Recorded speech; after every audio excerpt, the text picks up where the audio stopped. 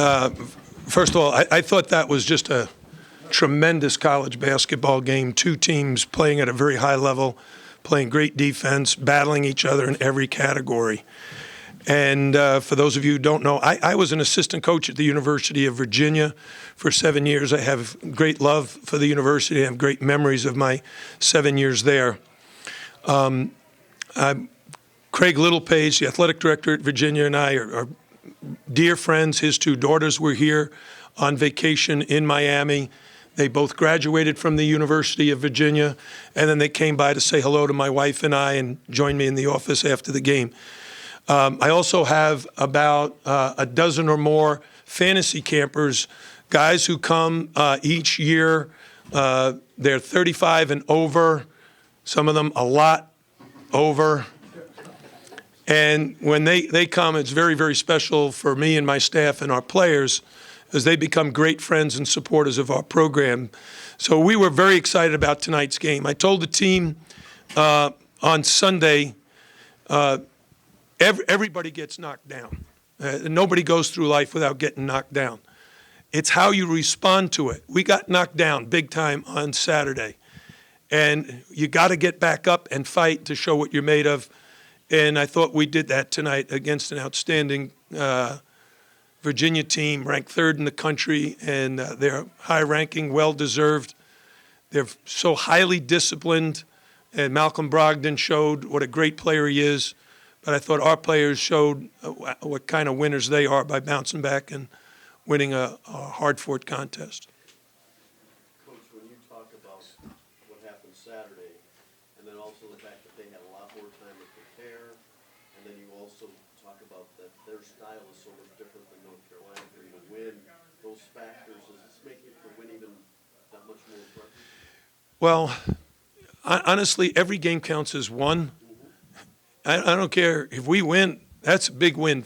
You know, there are no such things as unimportant games. Every game is important. And they have equal importance in the standings. You know, we're battling Virginia, Duke, Louisville, Notre Dame. There's just so many schools right there with us. And then there's Carolina right in front of us. Now, Carolina's got to go to Virginia on Saturday.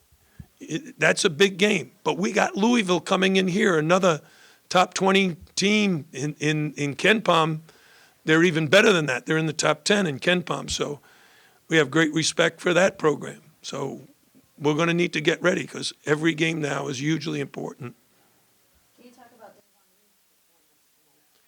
You know, as good as Malcolm Brogdon was, Davon was sensational as well. And, you know, you dream about playing in these games as a college player. And Davon is such a terrific competitor. He's such a great leader. He's mentally tough. He's very intelligent. And he's very skilled. And he used a lot of his skills tonight. What I like so much about his game tonight is he looked very much calm. You know, I thought on Saturday our team looked very anxious, like anxious to do well rather than cool, calm, and collected. Tonight I thought we were very calm.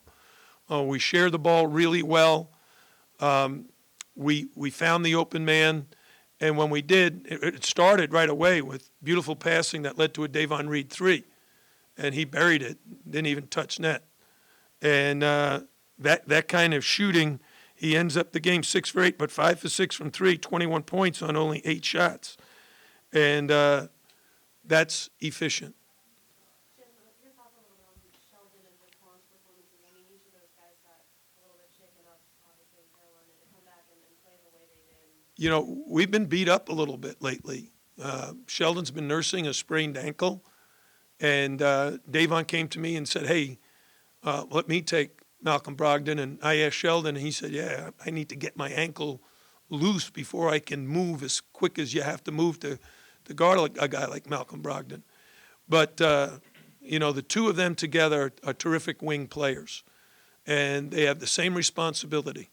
You know, they both have to guard the 2 and the 3, the wing players for the opponent. They both have to rebound, I would say, more, because that's such an area of emphasis for us now. One of them had 3, the other had 2. They should have had that in the first half alone. Are they sitting over here?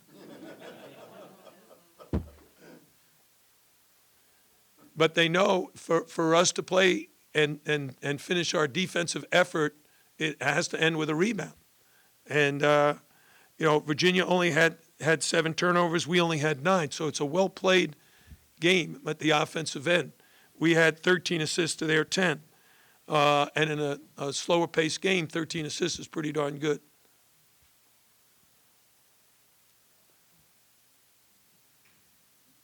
Jim, it's a lot of twists and turns in terms of strategy the last 2 minutes. Were you surprised that they fouled Tanya with about 30 seconds left when they could have played it out, and if they stopped it, they would have got the ball back to 7-7? We did. We thought they were going to, because they're so good defensively, we thought they would rely on their defense. But we executed our press very well, but I guess they were intentionally going to foul Tanya. Tanya made 1 of 2. It's an area of his game he's improved in dramatically, but for some reason he just needs to go up there and shoot the way he's capable of, because he is a very good free throw shooter. And then up by 3, 3.9 seconds left, you opted to play it out rather than No, foul. we called the timeout to tell the players we had a foul to give. We wouldn't have even given them the 1-on-1. They would have had to take the ball out. We told them in the backcourt, if they inbound in the backcourt, you can play it very hard and foul while they're dribbling. But do not foul when they're crossed midcourt and you're going to be shooting. And Angel went up and he just defended him really, really hard. He would have fouled him if Parantes had started to beat him.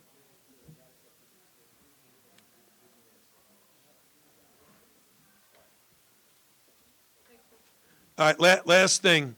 I grew up in a community called Parkchester, which is in the Bronx, New York. I don't know how many of you know that. But a friend of mine that we used to play from the time we were infants till about 5 or 6 years old. I don't think I've seen him in 50 years, maybe 60 years. He's here, but a friend of mine, Danny McDermott, and his wife are here from Parkchester. It's great to have you guys here, and thanks for cheering us on. Thanks, everybody.